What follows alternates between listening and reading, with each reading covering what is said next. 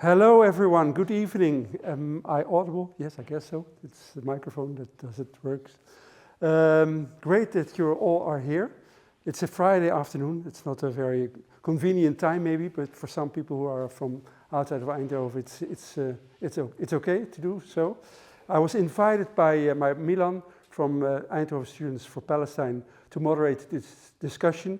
My name is Lucas Asselbergs. I'm head of Studium Generale, but now in the role of a moderator, and hopefully I can lead you through the evening that will bring a lot of insights in the rights of demonstrators. From, everyone who likes to protest has doubts about what is possible, what's allowable, what is legitimate and what is not. So it's very nice that we have a very good expert in that field by the name of Jelle Klaas, and he will give an introduction on the specific theme. And furthermore, we have, after about 3/4 of an hour, maybe an hour, a panel discussion with other people who are presented here as well. That's Council Member Annelies Becker, who is present here. Yes, that's nice. And we have Professor Michiel Bot from Tilburg University, and also one of the activists who's studying here, Bart, in the pink shirt in the front row. So that will shed some more light on the whole theme of demonstrations and what's legitimate and what is not. So I guess without further ado, I give the floor to Jelle, or am I missing something?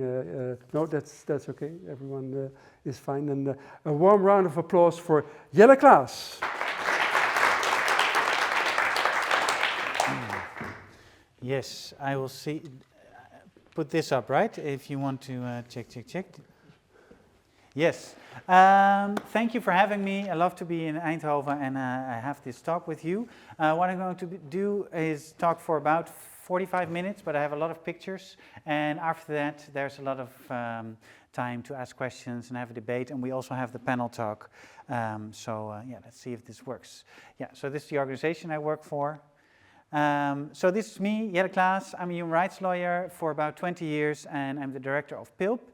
I have an activist background myself. I've been protesting for about 30 years and like I said, lawyer for about 20 years, and I am specialized in strategic human rights litigation, social economic human rights, and especially the last few years also the right to protest. So this is what the talk will be about. How does the right to protest apply to students? And I want to give a quick introduction about PILP and movement lawyering, what we do, and yeah, a bit about our cases. Then I will talk to you about the right to protest according to the law and human rights. Then I'll talk about one of the favorite topics of mine, of course, is civil disobedience and how it relates to the right of protest and what the differences are. And then I'll have a quick point about protest at or around universities and to see if we can apply that also. Well, quickly about PILP. PILP is a law firm and we're also a foundation and we do strategic litigation and movement lawyering. So we provide strategic litigation legal advice to communities, activists, NGOs, trade unions. So we've helped the trade unions in cases on long COVID.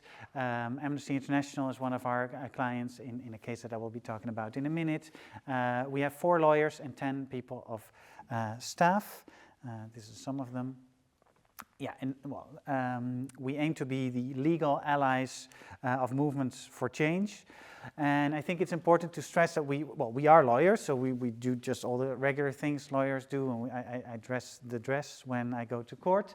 But we are a bit different in that we think that we really want to support movements that fight for social change, and we want to see, well, if they bump into legal issues, how can we be of service? How can we help them to translate that? So we don't think that law or litigation is the highest or the ultimum remedium or the best tool to fight for change. We just think it's one of the tools that you can use, just as media, advocacy, protest, occupying stuff, or go to court. And what we want to do is discuss with our clients, okay, if you want to win or get one step further, how would a court case fit into that? Or if you are being attacked legally, you're being arrested, or you're being pressed charges or whatever, can we think with you and where we take we try to put the movement in the driver's seat. Well, it sounds very cool, but it's quite difficult in practice, especially when you work with communities. Everything we do is pro bono, so yeah, also this talk, and but all our work we get funding from donations and foundations so that we can provide our services for free. But we do all our cases in collaboration with other lawyers, especially from the corporate law firms, but also expert lawyers, and with law clinics a lot, and activists. Yeah, so some of the cases that I will not be talking about, but that I still wanted to show what we normally do are bigger, high-impact cases, political cases, especially the ethnic profiling case, racial profiling case that we did with Amnesty International and a lot of other NGOs, and 2 black citizens. That was one. We also help a lot of the Muslim community fight against Islamophobia and secret surveillance. We won a big case on the right to water for children in the Netherlands. And well, we're doing a lot of privacy-related cases, but we'll not be talking about that. So what we've been doing for the past 10 years, because we're in existence for 10 years, is do a lot of right to protest cases. So these are some of the examples. I really like the picture because it's on Sint Maarten, which was amazing. But that was a very negative protest, because a negative experience for the activists that you see here, because their protest for the Palestinians was completely banned.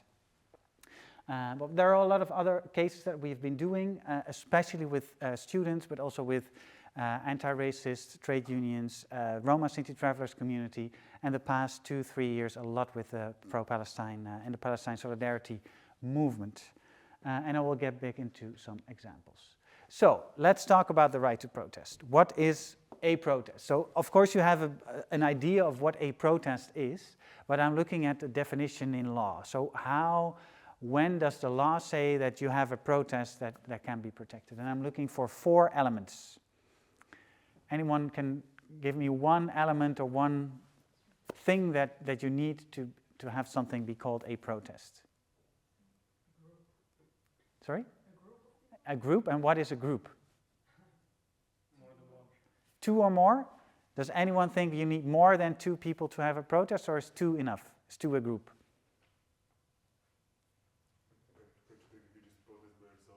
Sorry? Can you technically just protest by yourself? That's a very good point.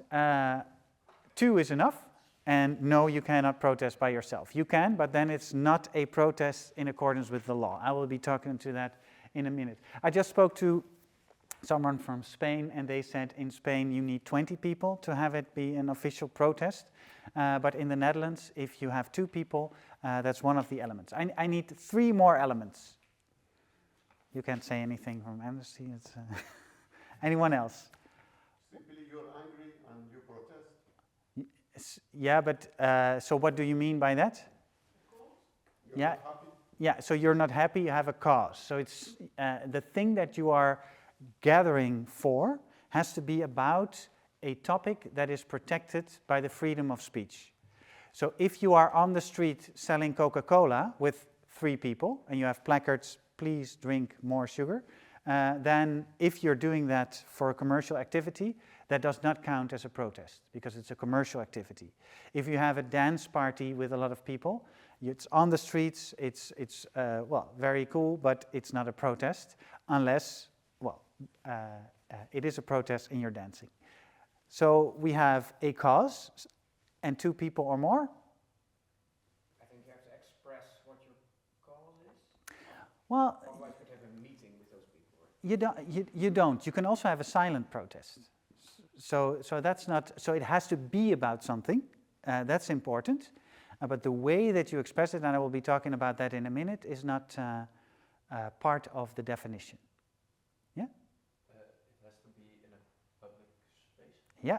If you're having a protest in my house, I would not advise you to do that, but well, maybe you're very opposed to how I have my chairs in the living room. It can be a protest, but normally we're talking about a public space. Yeah. And you need a demand. Yeah, but that's part of the cause. So you can also have a protest because you're angry and you don't have a demand. Or you can also have a protest because you celebrate something, you really want to support something. Now I'm looking for one element that you have to conclude to make it a protest, and if that element is not there, it's not a protest.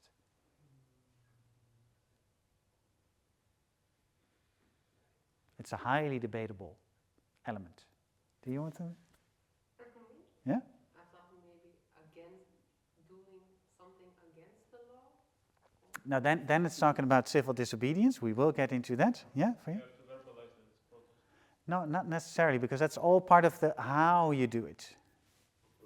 Permit or something. No. We're going to get into that. It has to be peaceful. Yes, that's one. We can talk about what peaceful is, but that's one of the things. So these are the 4 elements that we need to be talking about a protest. Yeah. So if we march with guns and we shoot people, it could be effective. It probably isn't. It's not a protest. It's a rebellion or a terrorist thing, or it's yeah. So very important is the way that you gather. Whether it's a blockade or a party, you're singing with people, you're having a sit-in, you have a static protest, you walk around, or a manifestation. It's all up to you. It's part of how you think you want to protest, so it all falls within demonstrations. Like we just discussed, a one-person protest, even though you call it a one-person protest, but it's officially not a protest. So it does not have the protection of the laws that I will be talking about and the human rights, but it does have the protection of the freedom of speech. And interestingly enough, if you stand alone, you have more protection because it's more difficult for the government to restrict your one-person protest. And we will be talking about the restrictions in a minute. So yeah, this is also a protest, even though people might disagree, but it is just a regular protest, falls under the right to protest. And this is one person saying, I am not serving under this king. There was a lot of upheaval about this because there was against the king. People were having placards one by one, and they were all arrested because they did not have a permit or they were restricted. And then again and again, the court said, this is not allowed. This is just someone making use of his or her or there's freedom of expression. Yeah. One thing I'm very tempted to talk about tactics. If you really want to do a protest by yourself, but you have a very good cause, and someone walks by and says, oh, that's such a good cause, let me join you, it's a protest. So even if you really want to do it by yourself, it's sometimes very difficult if you have a really good cause. Because if people join, it's a protest because it all falls under the freedom of assembly. So in Dutch, it's the vrijheid van vergadering. So it's the right to gather. It's the right to get together with people and discuss something in the streets. And it's very, very important to emphasize that this is one of the fundamental rights, human rights and constitutional rights in our constitution and in human rights. And it's just as important as the right to vote. So when you vote, you elect people and you hope they won't fail you within a month. And then you give them power. But the idea is that in the meantime, you have the right as citizens to express your feelings, your anger, and that you want change. And it's very important, I think, again, to stress that this is not only very important for the people that are angry and the people that are fighting for this cause, but it's important for the whole of society and the rule of law in a democratic society. Because it's important for the authorities and the other people to see what people are angry about. It is a way for ordinary citizens to express their feelings again to others. If you don't own a newspaper or you don't have access to big television shows or you're not in parliament, this is the only way for you to express to others something is going wrong. And even if you have a horrible opinion, for instance, you want to make it legal again to have sex with minors, it is important that we can see how many people are behind that. Because if it's only a sad group of 5 men, you can also see, okay, this is not really a big thing in society. But if thousands are on the street on something that we really feel, well, angry about, it is something that as a society we should deal with. So, because it's so important also for the government to know what's going on in society. Hey, maybe we aren't taking this genocide very serious. People are very angry. Maybe we should listen to them and do something with it. So that's why the authorities, and this is one of the key points I want to stress, have to facilitate it. So it's not a favor, it's not something that they allow you to do, but it's because the authorities for themselves think it's so important for our society and together, they have to make sure that your protest is going well. Well, a lot to be said about this, but one of the elements is that according to the human rights and the European Court of Human Rights in Strasbourg, a protest has the right to be within sight and sound of the object or the people that you are protesting for or against. So if you are protesting the racist caricature of Black Pete, even though a lot of people will think it's very nasty and it's child festivity, you have the right to stand next to the racist caricature and the Sinterklaas parade. Because that's what you're protesting against. If you are protesting the university board because you really think they're doing something wrong, you have the right to be within sight and sound of the board and at the premises of the university. A counter-protest, though, is also a protest. So if Nazis have a protest, you have the right to have a protest against them, and you have the right to be within sight and sound of the Nazis. Just kick out Black Pete. This is a protest against the Rijksmuseum, and, well, you have the right to be there because that's what you want to do. I will talk about civil disobedience in a minute, and this is a counter-protest to people that were against someone reading books to children, and these are the counter-protesters. So very, very important, again, a very important element is that the government can never place any restrictions on the content of your protest. Never. So even if you are going to protest the birth of Hitler, and you want to protest that and you're telling the municipality, I'm going to protest this and I'm bringing all my Nazi comrades, they cannot do anything about that. They cannot prohibit your protest based on the content of your protest. Because if they would be able to do that, it would be censorship. Yeah? So before a protest, they can never do anything about the content. And what the content is also the way in which you protest.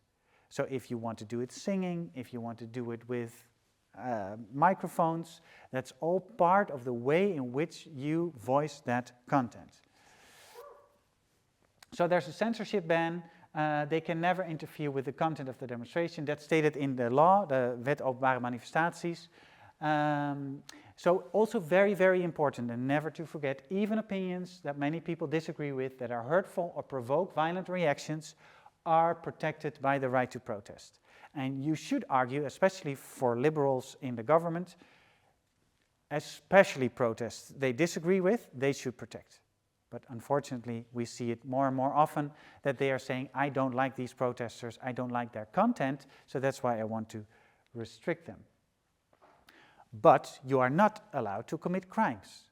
So if I, with my group of Nazis, do a protest to celebrate the birthday of Hitler, and I unfold my swastikas, I will be arrested immediately. Because the moment that I protest and I have a hate speech going on, it is a crime. So it's very important that before they cannot do something, but while you are doing it, but it's the same if I go to a shopping mall and I unfold the swastika and I shout racist stuff, I can also be arrested. So the same goes for protests, yeah? But if it's a protest and if it's peaceful, the government, the authorities have to be, they cannot intervene too quickly. They have to de-escalate. So even if things are going, well, people are shouting stuff that they don't like, it's different if you do it in a full shopping mall than if you do it during a protest, all right? So very important, and this is one that even a lot of municipalities and the state of Sint Maarten are doing wrong, you have to notify and not ask a permission. Yeah? So you never we're never talking about permits or vergunningen. And it's interesting that one of the bigger southern cities of the Netherlands, when you wanted to notify for a protest, they had the page saying aanvraag vergunning protest up until a few years ago. And like I said, in Sint Maarten, where we recently were for a court case, you also had to go to the police to ask a permission and get a permit to protest. Why don't you need a permit? Well, of course, if you would need a permit to protest, that would be censorship, because then the government could say, I do like these protests, I don't like those. Yes? But you do have to notify. And the thing is, in the Netherlands, in European court jurisprudence, they say notification is useful, but in the Dutch law, it states that if you do not notify, it's a criminal offense. So if you have a protest and you did not notify the mayor, because that's the public body where you have to notify, if you don't do it, you are breaking the law. But the National Ombudsman and all courts in the Netherlands have decided that the mere not notifying of a protest is never a reason enough to disband a protest. So yes, it is a criminal offense, but they can never use it against you. Yeah? But, and that's a very important thing, to notify or to not notify is a strategic and tactical choice. As a lawyer, I would mostly say to our clients, it's better to notify. And I'll get back to that in a minute. But one of the reasons is, if you want them to facilitate your protest, if you want to make sure that the roads are blocked so that you can walk there, but also if you think they're going to restrict it and you want to fight those restrictions in court, it is useful to notify. But there can also be reasons to not notify. And even though you're breaking the law, it's up to you as activists or citizens to decide whether you want to do it or not. Even though the municipality will always say, please notify, because of course for them it's better to know what's going on. If there's a big pro-Israel and a big pro-Palestine protest at the same square and no one notifies, it's difficult for them, you could argue, to both have these protests be, well, fully the best democratic protest that you could have. Yeah? Yeah, so the mayor, again, this is a bit technical, so the mayor in the city takes the VOM decision, so that's the decision on your protest, and that decision can contain restrictions. And you can fight those restrictions, so you notify them, I want to have a protest with 10 people at that square on that topic, and I'm going to have a blown up elephant, and I'm going to do this and that, and then they say, well, it's all okay, but we don't want the elephant. And then you have a decision, and you can fight that in an administrative court procedure, and sometimes even in an urgency procedure. Well, very technical, but I just had to mention it because, well, lawyer thing. And PILP can help you with that. That's the thing that we do the most. Well, let's talk about these restrictions. So these restrictions, if we look at the European Court and also at Dutch law, they have to be necessary in a democratic society. They have to be proportionate, and they have to be linked to one of the restrictions mentioned in the law. And that's in Dutch law, it's traffic, health, and to prevent or control disorderly conduct. And according to human rights, it's the rights of others. Yeah? So imagine you are living in a neighborhood and they are going to cut the trees in your neighborhood, and you're very angry about it. And with 12 people, parents living there, you want to organize a protest. If you then organize that protest at the A1 in Amsterdam, the biggest traffic lane, and you want to have it at the high point of traffic, and you want to stand there, it is logical that the mayor would say, okay, you have the right to protest, but with 12 people on the biggest traffic road, it's a bit dangerous for you and also for the others. We want you to protest at another place. Why don't you protest at the square where the trees are cut, for instance? And that restriction is logical because it's also still within sight and sound, and it looks at the content of your protest, so they can have restrictions like that. Well, I'll give you a list of restrictions in cases that we have been doing. We have seen a ban on facial coverings. We can discuss maybe that also in the discussion we have after that. Most of the times when they do it, they say no facial covering, they have to be necessary. So the mayor has to say why for this specific protest it is necessary to restrict facial coverings. Yeah? We can talk about that later because there's a lot of discussion now and also in Parliament. Restriction of locations, I already mentioned it. The amount of protesters, we saw that a lot during COVID. They said, well, you can only have 50 people, not 100. And now we are doing a case in The Hague where they say you can never protest with more than 10 people in shopping areas and not with more than 5 in the before Parliament. Well, we're fighting that because we think, why? Is that necessary, or why not 20 or 50? A mandatory cleanup after protests, wrong. They can never restrict that, but they almost always do it now, that they say you have to clean up after your protest. It's stupid. It's also you don't have to clean up everything after you vote, and this is just something that the government is responsible for. They cannot ask you that. Yeah, ban on protest, like I said, the St. Maarten case. A ban on protest, you really have to think about, it's absolutely impossible for the government to facilitate it. And well, it's almost, to ban a protest, you really have to think about very extreme and harsh circumstances. It's very difficult in court to get this correct. A ban on shocking, harmful, or provocative statements is a clear violation of the right to protest, but we still see it a lot. So this is one of the examples that I want to tap into. This was a protest in Sittard-Geleen, where people, a few parents, black and white parents, were protesting against Black Pete. And this was the first protest in Sittard-Geleen, and they were very stressed about it. They were only with 6, and well, they were afraid of an angry counter-protesters. And the mayor said, well, I want to talk with you. So they had to go to the municipality and talk with the mayor. And the mayor said, well, you can protest against Black Pete, but you do have to keep it gezellig. So you have to make sure that the protest has no nasty words like racism. I don't want to see words like racism. So that was one of the restrictions, no nasty words like racism. So when they stood there with the 6 of them, and there was a whole group of hooligans or Nazis or however you want to call them, pro-Pete protesters that were shouting against these 6 parents, that had placards saying, for a racism-free child's festivity and stop blackface. They were standing there, there were a lot of people around them. The police didn't stop them. No, the police stopped the parents and took the placards away because it said the words racism. And that was not gezellig. We won the case, of course, but after the facts happen. And I think that's something that we see a lot.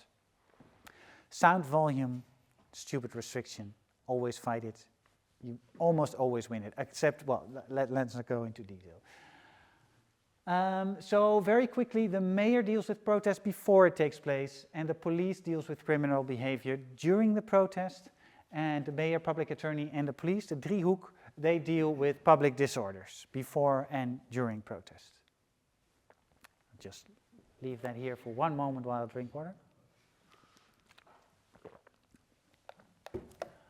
Civil disobedience then. So if this is all about protest, let's talk about civil disobedience.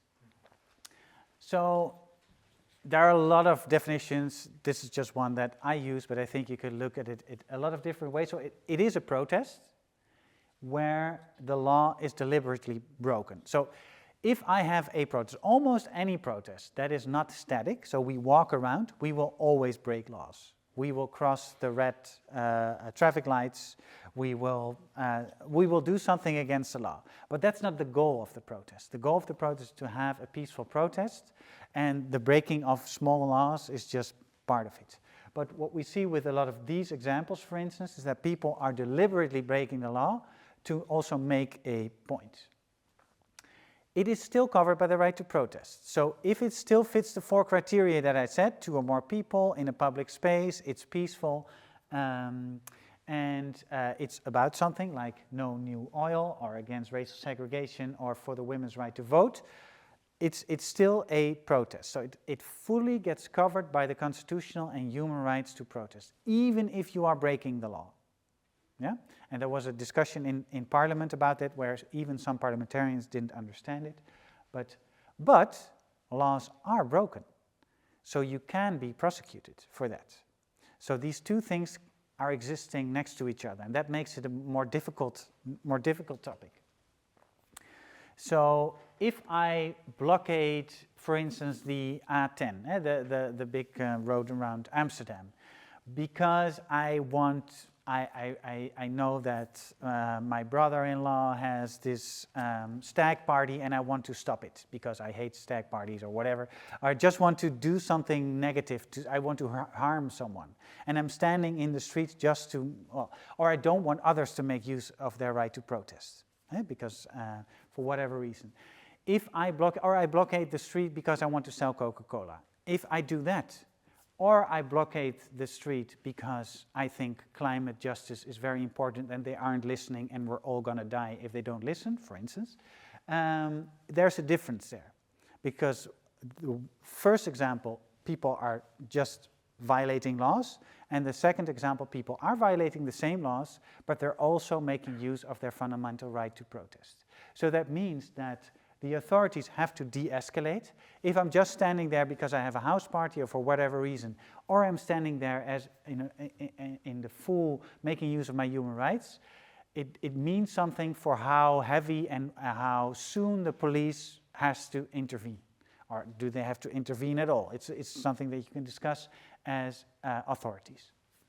And they have to respond proportional. If they know that people are there because they believe in something and they're making use of that right, you shouldn't just beat them or put a water cannon on them for no reason. It has to, all the things that you use against them have to be necessary and proportionate. Because even though you can use these measures in the end, because they are breaking the law, because they're also making use of their human rights, you have to weigh the proportionality and the necessity. And then sometimes it is, of course, logical that the authorities will use water cannons and will beat you, because, well, that's what the police also are for in this capitalist society, and they can do that legally. And you can have a discussion about that, but that is something that you also know. If you are sitting in the street, you know at a specific point, well, they could use violence against you. And I think that's a very important point to weigh. The final point on this, before going to the final slides, is that if you are sentenced for that, if you are being prosecuted and you are being sentenced, we see that courts in the Netherlands and also the European Court takes the fact that you're using human rights and fighting for your right to protest into account in the sentencing. So you get lower sentences if you blockade something because protest than you blockade something because for another reason. Yeah? So there's a very famous case in the Netherlands where Greenpeace International used glue for Shell gasoline things to put in your car. And there was a debate in court whether or not they could do that. And that the court also said, well, if you're such a big oil company, you can expect some resistance. And also this was all within the limits of what you can expect, and it was within the right to protest. So they could be prosecuted, they could be fined, and they were. But the harsh measures that Shell wanted in that case to prohibit them from ever doing that again and having a lot of court orders against them, the court says, no, that's not what we're going to do. So it's a more nuanced way of looking at that. We also saw that in Spain, for instance, in the Catalonian cases, the court did the other way around. I was a legal observer in one of the cases of Jordi Cuixart, one of the protest leaders. He called for a big protest. People were coming out with a lot of people, and very horribly, one police car was damaged. And of course, it's horrible that this happened, and no one wanted this to happen. But for the courts, this made it sedition, and it made it rebellion, and he was sentenced to 18 years of imprisonment because he was getting people together for a cause that the state said, they make it worse. If you break these laws because you have these political goals, it's worse than if you would incite people in a party to stand on a police car and horribly some of the windows of the police car were broken and the police people were in tears for weeks. So then let's go to the protest at university. You have the right to protest, of course, and everything that I said is also applicable to the universities, but the universities made it a bit more complicated because they came with guidelines, and I think it's very good that the universities came with guidelines because, first of all, now we know that they think that the right to protest is allowed at universities, which we already knew, but it's good that they're saying that they agree with that and that they also want to facilitate that. But the guidelines itself are very problematic. They have a lot of things in them that the universities have nothing to say about. They have no authority whatsoever to ask people to notify them for protests. What we just said, the mayor is about protests.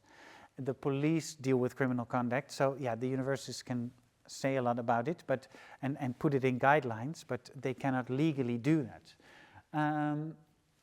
Also, what we saw in the guidelines was a general ban on a lot of things. You can never use a protest with a tent. And that's something that you can never discuss. You can restrict a protest that uses tents in specific circumstances if it's necessary and democratic and yada yada. But you cannot say beforehand, all protests at universities always, for whatever reason, can never be with tents, like we do see in the guidelines. Well, there's a lot more to be said, and I think one very important thing is that the universities can make a code of conduct and guidelines on how you should behave within university. If I am making an exam or I have a class and I have a lot of people standing outside having a house party, that really disturbs what I'm doing with a class. So you do want the university to do something about that. You don't want people to just do whatever they like within university buildings.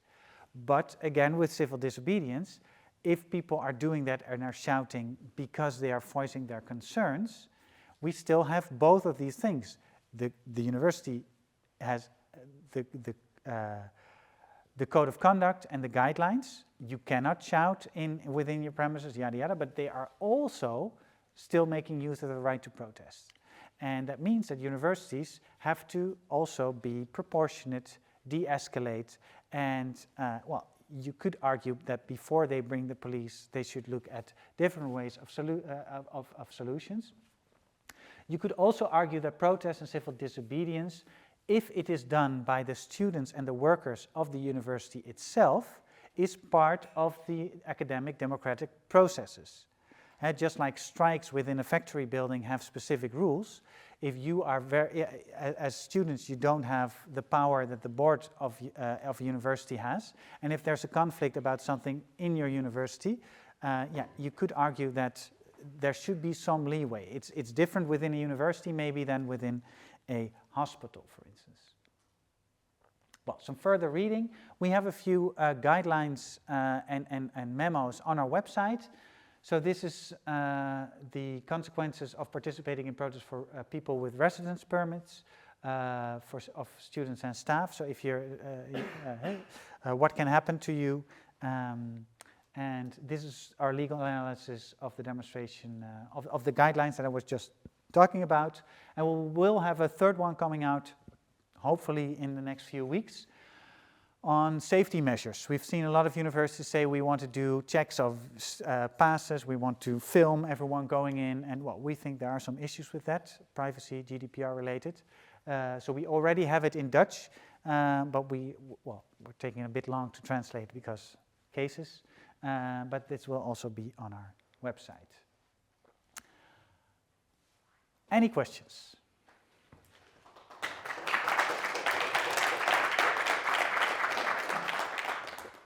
Thank you very much, Jelle. If there is a question, maybe it's good that you repeat, and that's nice for you. Yeah. Okay? Yeah, good. So, feel free, please. Yeah. So you mentioned that the municipality or the police cannot technically do. So you mentioned that the police can technically not do anything against us with the fact that we did not notify the municipality. then what can they do with it? With the fact that we did not notify the mayor. Yeah, so again, this is a bit technical, but the sole fact that you did not notify is not reason enough to disband. But it's easier for the municipality if there are also other things going on at a protest that they were not notified of, that they could say this is a public disorder, or we don't have enough police because there's some soccer match, or so if you don't notify, there is a bigger chance of the authorities cracking down on your protest. But for instance, the squatters' protests of between 2000 and 2012-ish, especially in Amsterdam, all of these protests were attacked by the police, every time and time again. So the squatters at a specific point said, well, we're not going to notify them again because we're going to get arrested and beaten up anyway. So they took a strategic and tactical decision not to notify. But well, it did not really help because they were still getting attacked. But it is something, you have to take into account. So if we do this, is the police, for instance, I can also repeat it. Yeah. Sure. But for instance, does this mean that the police in that instance is allowed to legitimize us, to demand our IDs if we do not notify no? No. Okay. So the fact that you don't notify is a bit of a dead letter in the law. So they do use it as one of the elements for them to decide to disband it or to restrict it at the moment that it takes place.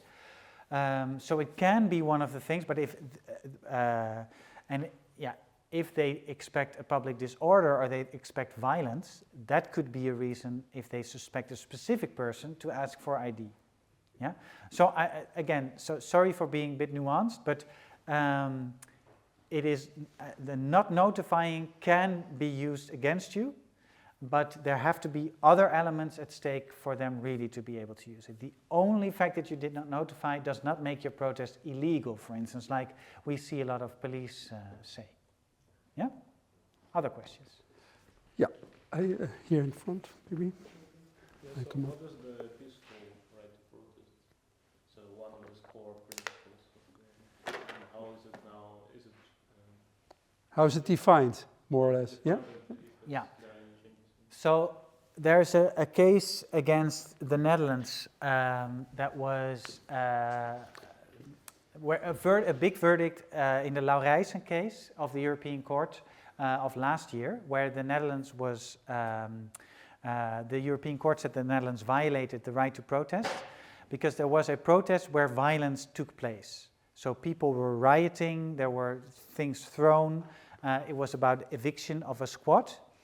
And the people that were being arrested and that came to the European Court, they were not violent themselves.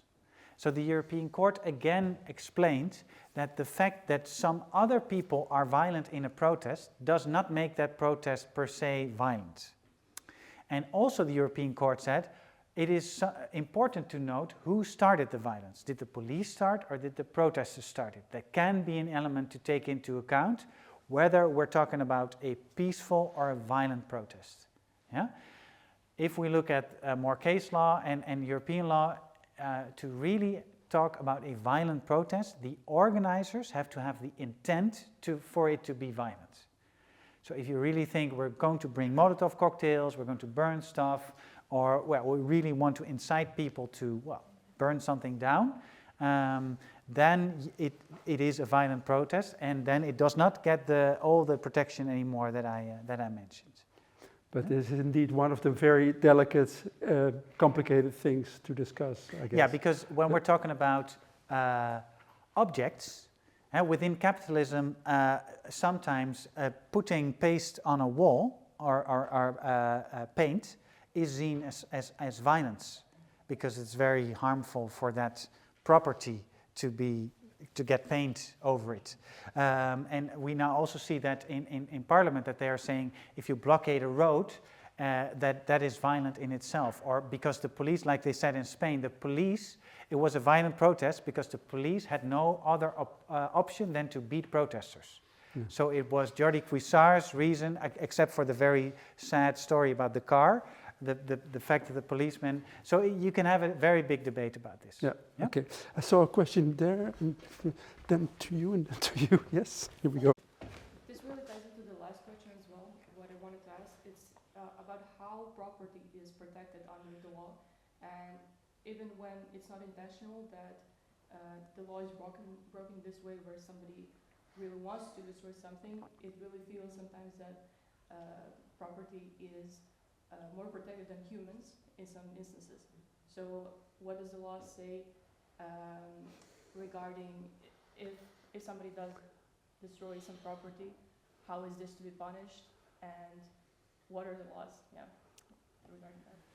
Yeah, I mean, I could give like 2 hours lecture about this, but I'll be very concise and say the European Court says that even if property is destroyed, it can still be falling under the right of protest, and sometimes these things happen, and you have to de-escalate, have to be proportionate, necessary, and all those things that I mentioned. But property in itself, I mean, there are more laws about property than about poverty in Dutch law. That the main article of het Burgerlijk Wetboek is the right to property, and it is very important in this society. And so I think, well, you could have some critique about it, but it is something to weigh into account. Yeah, if people are deliberately breaking stuff, then you are breaking laws, generally speaking. But not everyone that is part of that will immediately also be drawn into that. But also it's a very delicate and difficult technical discussion. Okay. But a good point, and I think politically and philosophically, you can say a lot about this. But from the law, it's clear. Yeah. So a protest has 4 requirements, one of them being it has to be in a public space, and the university isn't in a public space. A lot of the protests went on inside. So what are the differences of the students being protected under the right to protest, for instance, with protesting in front of City Hall? Yeah, so there is a difference because at a specific point you start breaking these guidelines, but I'm here and I just walked in without, I mean, it is a place where students can go in and out. So it is a public space for the students and for the staff and for a lot of visitors. So people can, so it's different than a square, because a square is not private property. Yeah? So for a square it's easy. But for a university, when we go in and I sit down because I'm so tired, I'm still, well, you could argue you are trespassing guidelines, but when I do have a sit-in with a lot of people, the university first has to tell me and my group, you are breaking our gedragsregels, the guidelines, and only after they've done that, because I'm legitimately legally in the building. My trespassing, if you come all in my house and I don't want you there, the entering of the house in itself is breaking a law. Yeah? So it really differs per place. One of the more complicated places, and we will also put out a memo about that in, I think, 2 months, is railway stations and the airport. Schiphol, I think, should be public property, of course, but it is not. It has some, there is discussion whether or not it is seen as public, but it's also private, and there's a lot of discussion there. How much space do we have to, well, give our opinion on one of these places? Yeah? Okay, so a question over there. Maybe we can pass on the microphone. Yeah. Okay, I have a kind of specific question. In 2010, there was a man on the dam on the 4th of May, Damschreeuwer, and he got punishment of 18 months of imprisonment because he was alone. For instance, this were 2 people, so it was a demonstration because they were against the 4th of May. Would this be another punishment, or? Well, the difference would be that with 2 people, you could argue that they would also fall under the right to protest. But like I said, if you, within the right to protest, break specific rights, you can still be prosecuted. So I don't know the ins and outs of that specific case, but if you are standing, easier if you throw something at the king, for instance, and if you do that alone or with two people in a protest, yeah, you're still breaking the law. But if it's a protest, like I said, well, I'll not repeat myself, you could argue there's a little bit more protection, but well, once you start throwing things, it also turns into violence, and the people doing that can just be arrested. Yeah? Yeah. Yeah, so a few months ago we had a demonstration here on campus where we wanted to demonstrate against a lecturer, giving a lecture here, and the university tried their best to prevent us from protesting that lecture. So they really tried their best for us not going to the location where the lecture was. So is that actually allowed, that the university prevents us from being within sight and sound of the thing we are protesting against? Yeah, well, again, it's a difficult question because the university is the owner of the university grounds, and they have guidelines, but at the same time, if you are a student, you also have the right to be there. So you could argue that only after you are trespassing these guidelines, the university can do something about that. So never beforehand. Besides that, if it's a protest, it's not the university that says something about it, it's the mayor. Yeah? So in this case, if you want to protest a specific lecture at a place in the university, then you have to notify the mayor, and then the mayor could argue with the university and say, no, this will be too disturbing for the students or whatever, we're going to restrict it. And then if they restrict the location, they have to look into the sight and sound criteria and maybe place you at a place next to the university, on a public space, or at a square within the university where, well, they think you can still make your sound heard, but it's not too, well, taking away the rights of others. So then you can have that discussion. But I think it's important to take the mayor into account, because this is about the right to protest, and the guidelines that only pop up at the moment that you're doing it. Yeah? Okay, thank you very much so far. I think one question, can we take one question yes. of course. Yeah, I was wondering if you win a cause against the municipality or university because they trespass the laws around the protest, what would be the cost for them? Well, if we win a case, generally speaking, the court will decide that the restrictions were a violation of human rights or of the Dutch law, and then we use that, it's jurisprudence, so we use that with new demonstrations. If people have questions, we can use that to tell the mayor, you cannot restrict in this way. Yeah, and they have to pay the court costs, but that's a very small amount in the Netherlands. So it doesn't really cost them anything, but you have to say, of course, it's painful for them that they violated the human rights of their own citizens. So hopefully they really feel ashamed and step down in politics or learn from it and never do it again. But that's not always the question. Yeah. Okay, yeah, I think we can go on for quite some time with the questions, but it's also nice to invite the other panel members and to arrange the chairs. Is that a good moment to do so, Milan? Okay. Thank you. Now we are going to proceed with the panel discussion and conversation. And first of all, I like every panel member to introduce him or herself, starting off with Bart. Can you tell a little bit more about yourself? You're a student here. Maybe you can tell a little bit about why you became an activist. Yeah, so I'm Bart, and I study data science here on this university. And I think a few years ago, when January 6th happened in America, I became more politically engaged. And then probably, then when Extinction Rebellion 1.5 years ago started with the 8/12 marathon blockade, so every day I went there as well. And then I became really active with Extinction Rebellion and also did some actions with Eindhoven Students for Palestine. So yeah. So you were prosecuted? Were you arrested at some times, or did you? Yeah, I've been arrested with XR demonstrations and also with some Palestine demonstrations in Amsterdam. Okay, and what was the result of that? Did it affect your? So most of the time they just move you to a different place, Yeah. and then you're free to go. But at other demonstrations, I was arrested and held for a few hours, but not anything severe. Okay, thank you very much. Thank you. Yeah, if you can proceed. So, hello, everybody. My name is Annelies Becker. Thank you so much for letting me be here today.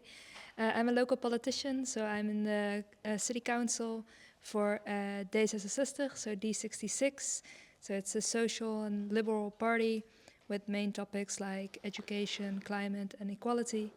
And I have a background in journalism, and I worked for Greenpeace for a few years. So I did a lot of protesting myself, but never been arrested. So. You didn't protest hard enough, I guess. No, I went home in time. That's a dangerous thing to say.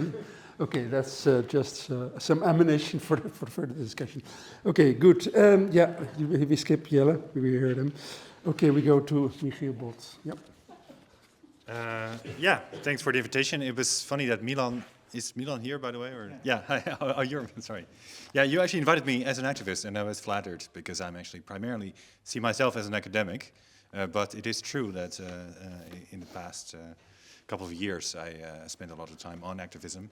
I teach law and humanities at Tilburg University, and I have also been quite active in different protests,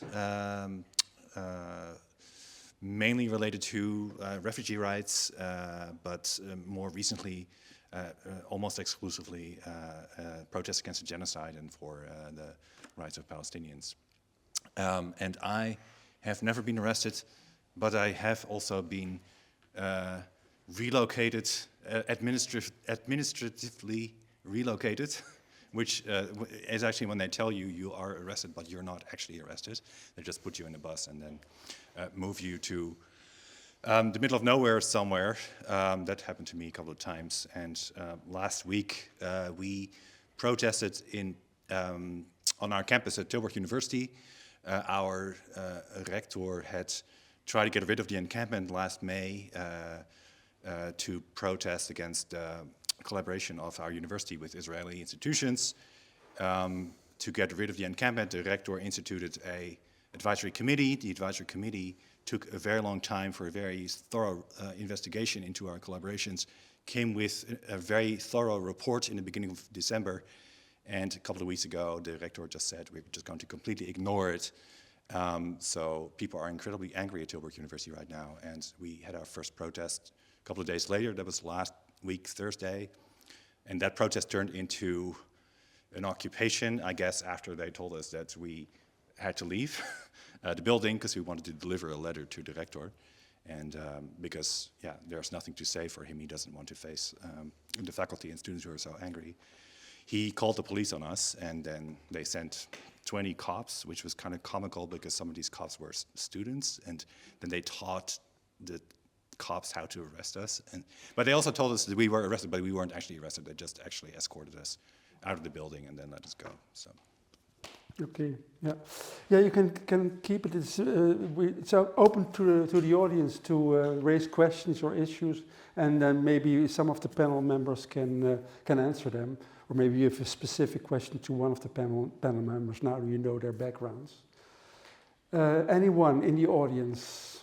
Yeah, or maybe the panel members want to reflect on something that I said if they disagree with you. That's the first question. Yeah, that we can open up with that. And who do you have in mind? Whoever wants to. Maybe I said something that you disagree with or want to build on. I have a question to break the ice. Yeah. Okay.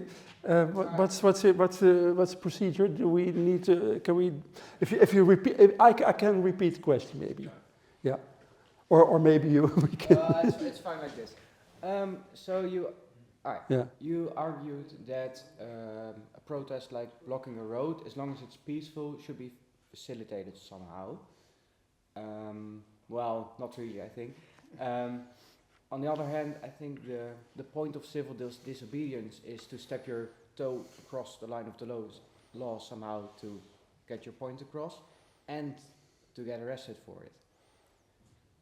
So how does that coexist? Sort of the right to protest, but also you want to put your toe across the line of the law to make your point heard. And who is going to answer this question? To Jelle. To Jelle, okay. Yes, so not necessarily. Like people from XR, for instance, generally say what we're doing should not be illegal.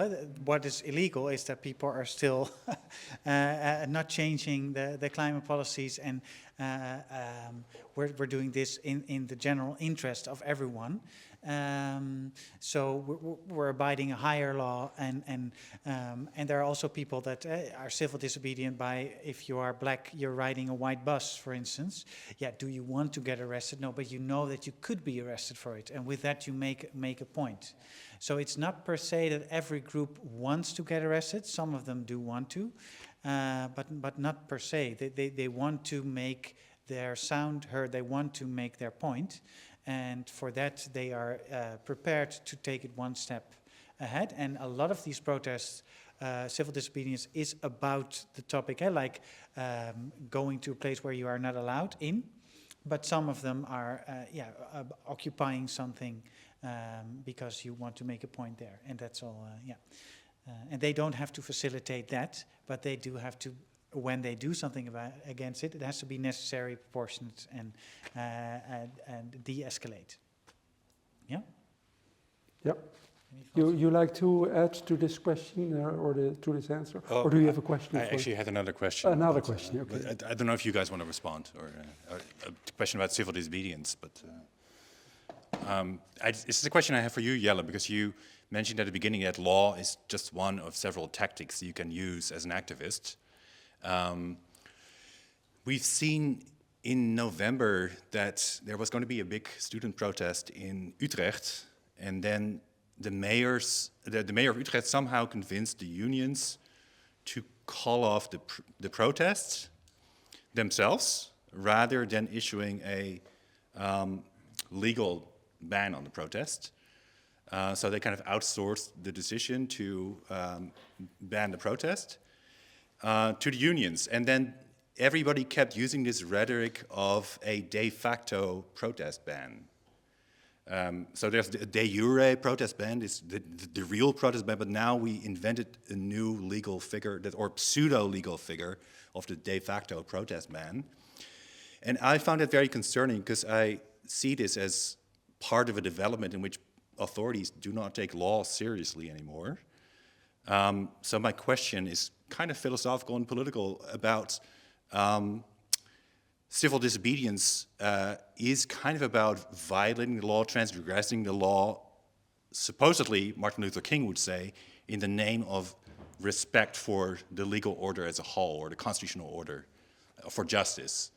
But now authorities are also violating laws and not taking laws seriously, and instrumentalizing loopholes, or finding weird side roads to ban a protest, for instance, in ways that is very disconcerting. So what exactly is the difference between these two different ways of treating law, not simply by obeying every single rule, but somehow playing with what law is and law is doing? Can I respond? Yeah, of course. No, brilliant point. And there's a lot to be said, but I think for me as a lawyer, I can have this philosophical discussion with my clients, but in the end they want to know what can happen to me. And then I can point to them out, and I do that a lot, that I think there's a lot of injustice and that there are a lot of issues, but for me it's important for them to know, if you do step X, what will be the result. And I think when we talk about the legality of laws, the people that were arresting Anne Frank were following the laws, the people that were hiding her were breaking the laws. That's one of the things that they always say about civil disobedience, but there are unjust laws, of course, and you have to fight that. when the government breaches laws, like this is a very important example, because in Utrecht, what the mayor did was what we call as lawyers détournement de pouvoir. She abused her power because she did not, she said, I'm going to ban it because nonsense reasons. And then the main leaders of the trade unions said, oh no, that will withdraw. And they felt really pressured because they didn't want to go into that. And it was very problematic, because if she would have banned it, we as a lawyers and as a society could have a discussion about that ban. Was it necessary in a democratic society? We could go to court. And by doing this, because she did use her power, she said, I am going to ban it unless you withdraw it. And then they were, I mean, these labor unions should have, of course, said, no, bring a decision, we'll fight it in court. But the next day, the students went to the street and nothing happened. It was a peaceful protest, and also the authorities didn't crack down on that. Well, so they did issue a call to people not to come to Utrecht that morning, which also was a violation. No, and it has a huge chilling effect. But my point for authorities is, if you really think this is a bannable protest, ban it so that we can fight it in court like the rule of law dictates, and we can do that. So I agree with you there. And if the state and authorities don't use that anymore, it's very scary. And it's very, very problematic. Yeah. Yep, I see a question popping up. Yeah, we will repeat it. Last year there was a sit-in held in the council room at the town hall. How did parties think about this action? Okay, about the protest in the council, how do council people like you think about this protest? I think it's a good question, because it's good to also focus on the impact on people. I also witnessed protests here in the university, and they were not pleasant at many times. That's the other side of the story, of course, but maybe you can tell... I've been a councilwoman for 3 years now, and we had a sit-in 3 times. Once by Extinction Rebellion and Eindhoven for Palestine. I don't know if it's legal, if it's a public space, because you can just walk into City Hall, so I think so. But honestly, it was quite scary, because it wasn't announced.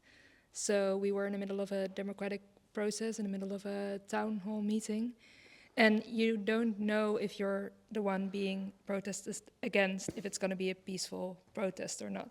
So I did a lot of protesting for Greenpeace, but I've never been on the other side. And I can honestly say it was quite scary. But once they left the meeting room, a lot of parties went up to talk to them and listen to them. And I think that was, at that point, more productive to hear what they had to say than the sit-in itself. Yeah, would you like to react on that? Or okay. But wasn't it the case that because people sat in the city hall, that therefore all the parties were willing to talk to the protesters, and if they didn't do it, then it wouldn't have happened? Well, what you saw, that the parties that went to the people who were protesting to talk to them were the parties already in contact with Eindhoven for Palestine, and the parties who didn't have contact with them, they walked out immediately and didn't want to have the conversation. So in this particular case, I don't know, but maybe in other cities it would work. I don't know. Can I of course. One thing, sorry that I'm talking so much, but it's just because you mentioned something that I think is important to respond to, is that protests do not have to be pleasant. No. And I'm not saying that you're saying that, but they protests are always going to be provocative for some, and are always going to be unpleasant for some. We saw a decision by the mayor of Rotterdam saying, I don't want the people shopping to be disturbed in their shopping spree by these nasty protesters. the court said, you can't do that. And I think it's very important to stress that I think everyone in this room thinks women have a right to vote and that they should have a right to vote. But when we talk about 120 years ago, that was not something that the majority felt. There was a first wave of feminists were very, very radical because they wanted to be heard. They burned churches, they followed politicians around the corner in their houses, and all their protests, the vast majority of people, also women, were highly against these protests. They thought that they weren't reasonable, they weren't productive, but these women were saying, we're waiting for thousands of years and we want some power. And in the end, they did get it. And I think the same is true with Kick Out Zwarte Piet and a lot of other protests, that we have to emphasize, even if we disagree with their tactics and we think it's not productive right now, it could be that in 100 years or in 10 years, if we think that the topic that they're protesting about is relevant, then they have the right to be unpleasant. And that's something, if we are a strong rule of law democratic society, we can have it. We can have some unpleasantness. That's part of the deal. I fully understand, but nevertheless, it can be really unpleasant if people are bang. Yeah, and it's of course it's the purpose of the whole protest. Can I respond? Yeah. No, I will defend the protesters every day, and we had protesters in Eindhoven from Pegida. It's quite a radical organization, Right-wing, yeah. and they protested against the mosques in the city. And I think I can speak for my entire party when I say their views are revolting, but we defended them in the city council because the right to protest is something we shouldn't even have a discussion about. But I just said like it was uncomfortable and scary as a person, but I'm not saying it shouldn't happen. Yeah. No, I'm not saying that you said. No. Point out the fact, huh? Yeah. No, we have to. Yeah, Michael. Oh, we broke it. Talking about protests, oh my things God. getting broken. Okay. Yeah, about these Pegida protests, and also something about what you said about the Nazis. I am often wondering if we are not underusing the prohibition on abusing the right to protest or allowing people to protest in order to destroy the rights of other people. Because that is what Pegida often seems to be doing in its protest, the only point of the protest is to violate the fundamental right to freedom of religion of Muslims, for instance. What do you think about that? Yeah. So, I'm not a friend of Pegida, but I don't need to say that. I think that is clear, but I will. There are two things I want to mention. The first thing is I think that as citizens and as activists and as a lawyer, for me it's very important to point out I don't want the state to decide who can and who cannot protest. So I don't want the state to say to Pegida, you cannot stand there, for whatever reason. And I think it's very important that even a lot of people from the left and Muslim community and a lot of our clients do think they want to prevent Pegida from standing there, and I can fully understand them, but I'm also pointing out to them, if you give these tools to the government to prevent Pegida from standing on the square, you will 100% certain be next. And I think that's very, very important that we defend the right of Pegida to protest always, because or else it will come back to us. But I will always also say you have the right to counter-protest. And some of my clients would say we have to give Nazis the street back brick by brick. Well, you could argue that, and there are people that really want to fight back to Nazis, and they will then be arrested by the police. But there are a lot of, if you have Pegida on the street, like in Arnhem, and he was standing there alone with two other goons, and they tried to burn a Quran, and they couldn't even get that done. And there were like hundreds of people standing there. And you could argue that it's not okay that they kicked him and that was unnecessary or that the police didn't prevent that. But that image of all these ordinary Arnhem citizens standing there saying, we don't want you in our city, they were having their right to protest too. And I think for a democratic society, that's what you want. You want to have that person standing there and all these other people, and then you hopefully think that Wagensveld stays in Germany with his guns and never comes back for this because he feels uncomfortable, but he still has that right, and we should protect that. Okay. Anyone who likes to oppose that in the audience? I mean, are some protests so very wrong that you should avoid that for any reason? I'd like to add something. Yeah. Because in advance of this Panetalk, we invited someone from the municipality, Dimitri, if I'm not wrong.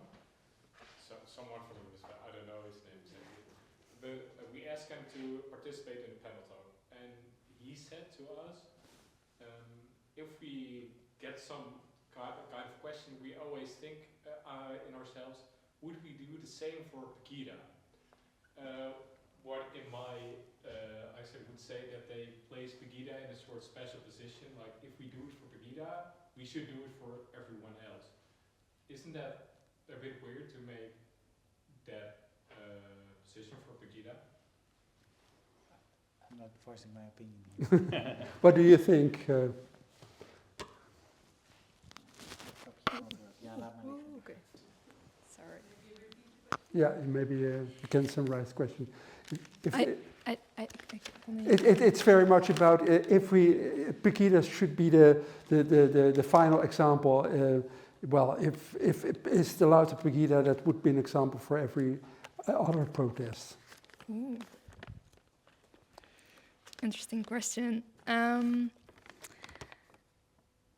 don't know, honestly, because I think there has to be a lot of safety concerns for protesters like Pegida, because it's gonna attract a lot of counter protests, and it's often being used as an excuse to have an ending time and appoint certain locations for the police to be there.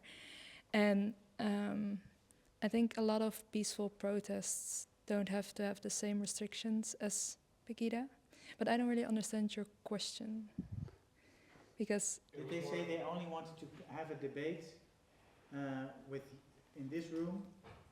They said, the question we ask ourselves is, would we do the same if Pegida comes to us and they said, we have a meeting with Pegida members, do you want to be participating in a Panetalk? If Pegida would ask us this to do, we should say yes, and only in the instance if we say yes to Pegida, we can participate in the Panetalk you ask us. But I think the discussion is more the other way around. Like if you would allow Amnesty, a very beloved organization, to protest, you should give the same right to Pegida, which is very much not a beloved organization. So I think the discussion goes the other way around, because I think Pegida in Eindhoven as well had more restrictions than, for instance, an Amnesty. Yeah, I agree with you, but that's why I find it. Yeah, municipality states this. Yeah. It's a strange statement. Yes, strange statement. Yeah, so two fingers, maybe starting off with you. Yes, I have a question about peaceful and violent protests, because I was a bit surprised that the bar is even higher than I thought for it to be violent. I thought in my head, for example, well, the farmers' protests were a bit violent, Corona protests also, but if I understand correctly, the elements of violence within it don't make the whole demonstration violent. So what are examples of demonstrations that were actually violent in the past years? And what do you think about these protests, and how far are they violent or not? No, it is complicated, and so, like I said, if violence happens at a protest, it's not that the government should facilitate it, because they, I'm not saying they should, but they can do something about that. Just if I am violent during my shopping mall trip, yeah, the police can do something about that. And if I start breaking stuff during a protest, yeah, they can also do that. The only thing is that they have to take into account that it's during a protest and there are a lot of people there. And if one person breaks a bus stop sign, for instance, and the protest and the police decides we're going to arrest that person right now, you will escalate. So most of the times you see that the police decides we're going to arrest that person after the protest. And I think that that's a useful way of looking into that. if a protest turns too violent, like there were the farmers' protests where they at a certain point broke down the doors of the province building. From everything that I hear from the politics in The Hague, I thought it was very surprising how they reacted, how mildly they reacted to that protest. Because I would argue, you could also say that that was a violation of the rule of law and democratic society and people putting their opinions on elected officials. But that's also because it's a very politicized thing. So I think that once people do that, yeah, they can be arrested. But the main thing is a protest violent, yes or no, then it's a very strict high bar. The people have to have the intention for it to be violent from the start. Because if that's not true, if you have peaceful intentions and you go there, what we saw in one of the protests, one of the encampments of the UvA, there was a peaceful encampment and everything went all right, and then a few people from outside attacked the encampment. And that was also televised. You could argue that if you would argue that makes the whole encampment violent, then it's very easy for outsiders to end the right to protest for others. And so you could also argue from that way around. Okay, thank you very much. I saw you raising your hand. No, you would like to react? Yeah, of course. You go first. Yeah.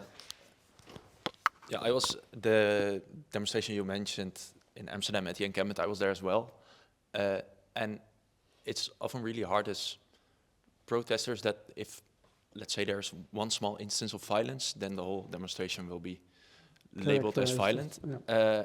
And yeah, the media has a really important role in that.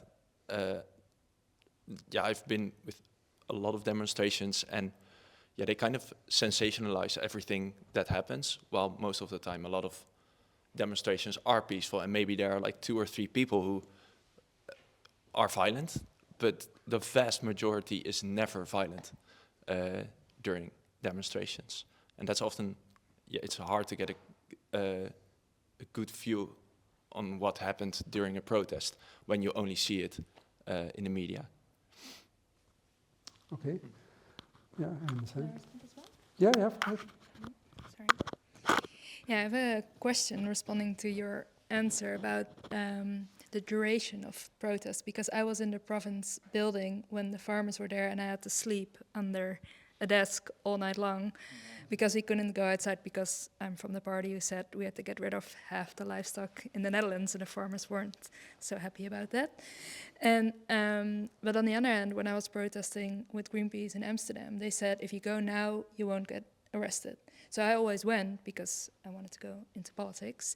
But what's the legality of putting an end time in protesting, and why is it so different between protests? So if we're talking about a peaceful protest, the restriction in time has to be necessary, proportionate, and, well, a democratic society. I've mentioned that a few times before. There is a court case in the Netherlands on Occupy, where the Occupy The Hague was having a tent encampment for weeks. And the Supreme Court said that after, I think it was 16 weeks, but I'm not sure. But it was a 2011 case that the protest in itself took so long that it wasn't about the protesting anymore, but it was more about the keeping the encampment alive. And also how heavy it was for the for everyone around and for the public authorities. At a specific point, it did have that turning point that they said, okay, now you can end it legally. So peaceful protests, you can go on for quite a while. And I think that's also something that is recognized in, it's up to you if you want to do a protest. We did a case about a protest for a hunger strike of Moroccan human rights activists in solidarity with people in Morocco, and they wanted to do it for 24 hours in front of the Moroccan embassy, and then the municipality of The Hague said 24 hours is too long and we don't want you to do it before the embassy, not at night and not with a hunger strike, and we won on all accounts. The court also said, well, you cannot say it's not If it's civil disobedience, that's different. So the moment that you break these rules, again, like I also mentioned before, they could end it, but they have to be de-escalating and proportionate. So that's a bit, I mean, if people are in a tree or they're having a sit-in, or I think also the encampment in Amsterdam is a great example. I was there as a lawyer to talk with a lot of clients and see what went on. I think, just strategically, as a municipality and university, just let them there. Let them there. I mean, this was on a square, like the grassy thing. You're not burdening anyone. And after a few nights, most of the students will have to do something about their studies or have go to work. So there's also the more strategic escalation discussion. But we see more and more often that they just want to end it, and then it is legal. But it's something that the driehoek decides on how long they think they can last. Yeah. Okay. Yeah. If we have time. Sorry. So it's a question for the two of you. It's related to the activity that took place in Tilburg last week on Thursday, because for context, what happened before the cops came, we were just marching through the university buildings, and they just locked one of the doors in front of a tunnel. From what I understand, doesn't this count as them violating our right to be within sight and sound of the entity that we are protesting? And not only that, technically in that moment, they also obstructed the access of a lot of students that were trying to get to lectures in that building, because they also locked like 3 other doors in the entire building. How legal is this? Because at that point, it just felt very weird. Okay. For Jelle, I guess. Yeah. Yeah, and I'll give it to you in a second. I think one of the important things to mention here is that I cannot answer the legality because I wasn't there and I haven't seen all the facts, but it's very difficult to do something about this when it happens. Because if you are there, you can talk about the law and about human rights, and this is the number of my lawyer, but yeah, the police will just do its thing. So at that moment, it's about power. How many people do you have? Can you discuss with them what you want and make your demands felt? If you're with thousands, it's easier for you to push through peacefully than if you're with a small group. So a lot of what happens at that point, legality is important, but in the end, it should be about how can you win? What do you think is in the best interest of the people that are with you? And it's important to know what your rights are. But yeah, even if they're violating your rights at that moment, there isn't a lot. I cannot start a court case at that moment and stop that. So you have these police liaisons. They can sometimes do something or just talk to them and try to work something out. And then after the facts, we can fight it with complaints and stuff. But at the moment, it's difficult. That's just one thing I wanted to mention. You want to say anything about that? Well, maybe I also wanted to ask you about private security and the role they play in the limitation of protests. Yesterday, during the weekly sit-ins that we started yesterday in Tilburg University, I was introduced to a new, very high-up security guy, and apparently they're escalating their... the budget they're spending on private security is just really astonishing, and there's security guards walking through the buildings all the time now as well. It's making some people feel quite insecure, actually. But maybe something you said at the beginning about restrictions on protest, that any restriction on the right of demonstration, it needs to be proportional, but it also needs to be based on law in the sense of the European Convention on Human Rights. And the code of conduct or the house rules of a university do not count as law in that sense. So you cannot justify an interference with the right to freedom of demonstration that is based exclusively on the house rules, right? There are some doubts. Please, can you explain it? Yeah, so again, and I understand this is also very, but it's both true. So they have to take into account your human rights, but if you are in a university building, you have to abide by the rules in the university building. And there is tension there. And the security guards are also there to do something about the house rules. If you have 3 people shouting aloud whatever happy birthday and there's an exam going on, the security can do something about it. If people are shouting free, free Palestine, the security could do something about it, but it's also under the right to protest, so they have to take that into account, and if they want to disband it, they will need the mayor and the police and stuff like that. So there is, but you are violating these rules. So but there's a hierarchy between these rules, right? Yes, there is a hierarchy, but you are breaking those rules. It's not that because you are also having that higher right, you're not breaking it. And that's different when you just walk through the red traffic light. Then there's a hierarchy. But if you are actively breaking the rules, and they've told you so, that's important. In the university or in a hospital or whatever, they have to tell you, now you are breaking these rules. If you then decide to continue, you know that you are continually breaking those rules, and then you still have the right to protest, but they can do something about it. And in fact, there is no hierarchy at all. No, there is a hierarchy, because it is different if you would do it without the right to protest. But you said they can do something about it, but... they can do something about it because they can try to... But whatever they do about it still has to meet the requirements that their interference is based on some law. Sure, but the law there is also the guidelines, and it's the private terrain of the university. It's completely different on a square. But I'm not sure that's true, because it would have to be trespassing then in the end, right? It would have to be a criminal offense. No, but you're going to start trespassing into illegality once you have been told that you are breaking those rules. Because you're trespassing then.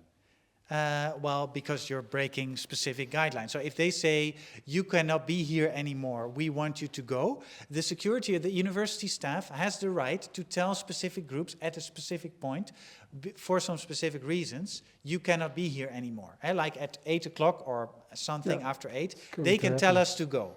Yeah. And the moment that we say, no, we're going to stay, right to protest, it is interesting. Then they will say it again. And then at a specific point, we are breaking their rules. And then we still have the right to protest, and then they're going to maybe call the police, or they think, let these people stay there. They want to go to the pub anyway at a specific point. So then you go into, indeed, the discussion, okay, what is necessary in a democratic society? But the baseline then is that you have already broken some rules. Yeah? Okay, I'm looking at the audience because I think we... But it's complicated. Yeah, you had a question? Ik wil even vragen. Dus het is hun woord tegen jouw woord. I think my voice is very yeah, okay. Yeah. So it's their word against your. Ja. Maar hoe zeg je het? Oh, sorry. Ja. Maar wat weegt dan zwaarder? Ik bedoel...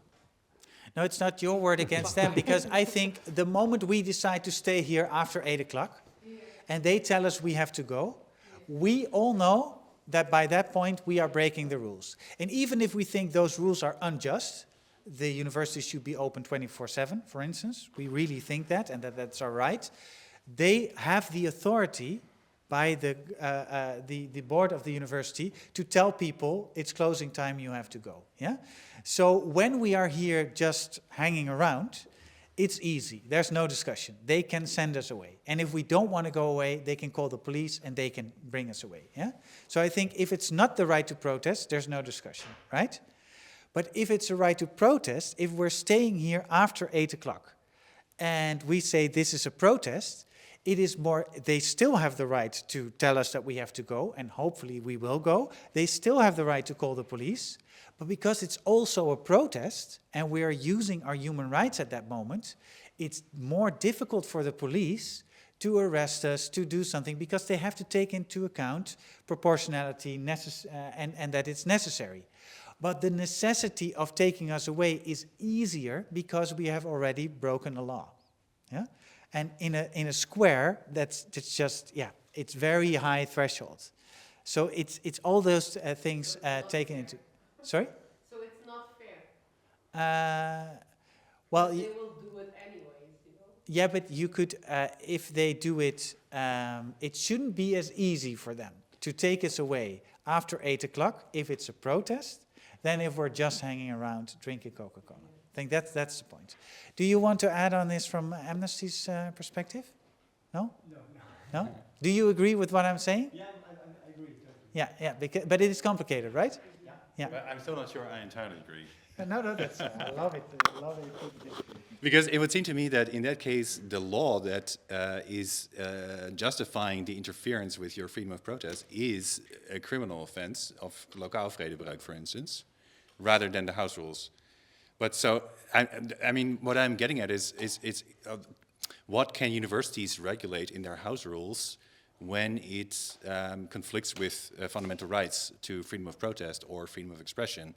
And the other example I was thinking about, I know we are gathered here to talk about demonstrations, but one thing that I'm also really getting very worked up about is that the security of Tilburg University, and this is happening at UvA as well and other universities, is removing posters from the office doors of colleagues that are expressing solidarity with students who are protesting for Palestinian rights.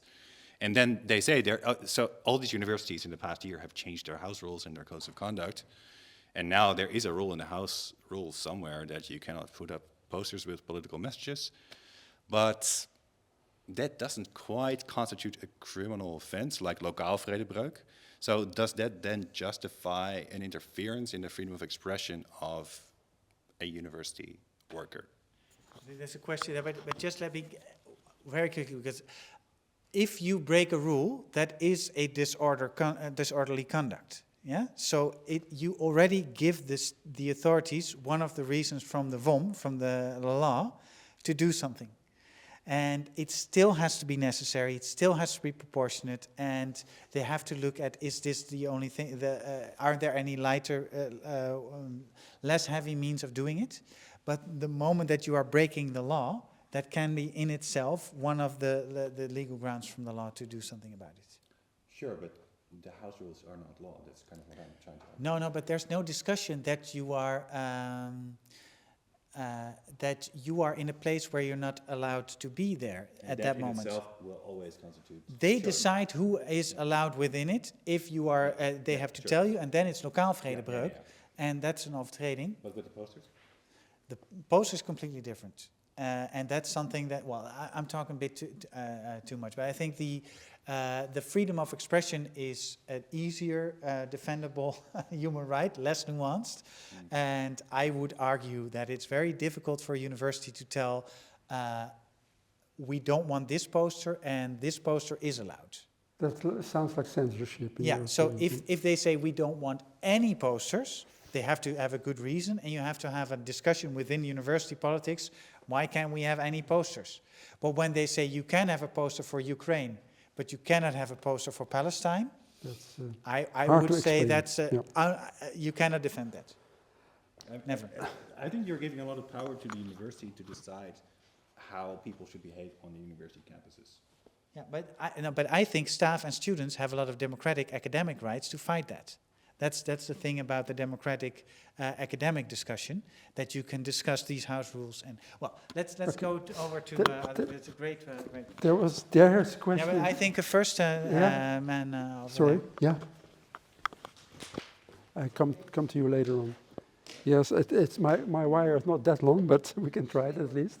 Yes, just try. It's actually about the same subject, and what I was trying to understand is, I can understand that you have house rules, for example, we want you to leave at 8, but if people are also protesting, so they're using their right to protest, and they say, no, we want to stay even after 8, even if it's against the house rules of the university, for example.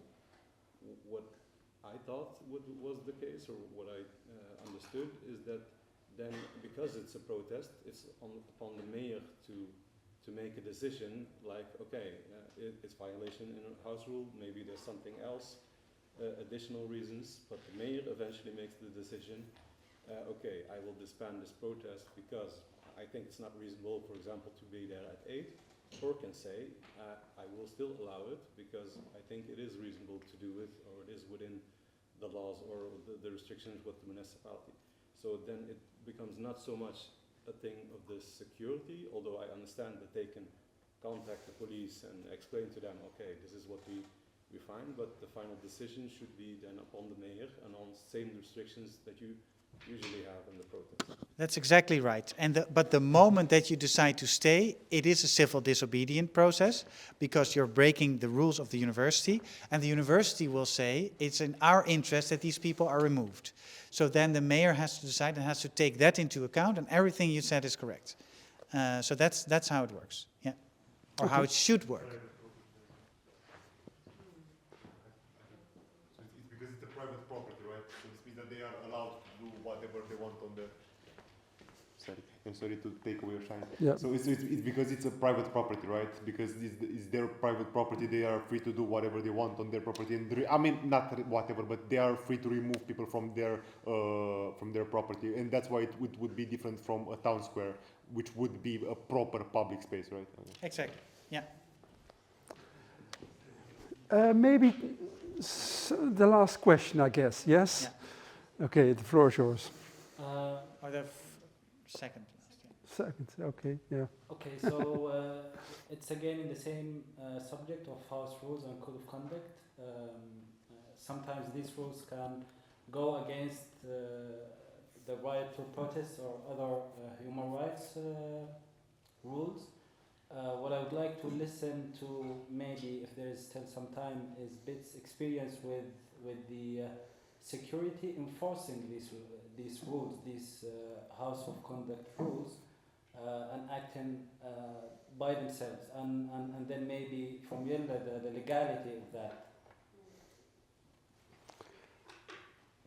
So maybe also because of the time, we are putting a memo out on what the security has been doing at universities for the past weeks and why we think some of that conduct is illegal and what they can and cannot do. That especially has something to do with the GDPR, privacy rights, but also, yeah, you cannot just search anyone. And there are a lot of rules in Dutch law about that, and security just has to abide by that. So we'll put something out about that, because there's so much that's going wrong. They can do a lot of stuff. They cannot do a lot of other stuff. That maybe it's a bit too technical now to go into all of these issues, unless you want to voice one specific thing. Yeah. So you asked what we experienced here in university, and so it depends a bit on the demonstration. Like we had during the introduction week, there was a market on campus, and like we didn't ask the university if we were allowed to have a stand on campus. Like security guards at first, they think, oh, we can prevent this, but then they really quickly know that it's just right of demonstration, so they can't really do anything about it, and then it's usually permitted. Yeah, and then the demonstration against the professor from Technion, who spoke here on campus. With that demonstration, security guards became violent even. They blockaded all the doors. All the doors were closed off, except for one, through which I managed to enter. But like at other doors, like the security guards even pushed several people outside. That's maybe also a question, like are security guards allowed to push people? No, generally no. No. Yeah, so that's something that that's also with XR, we noticed that a lot of security guards, like they kind of think that they are police officers. And so they quite often do stuff that isn't allowed.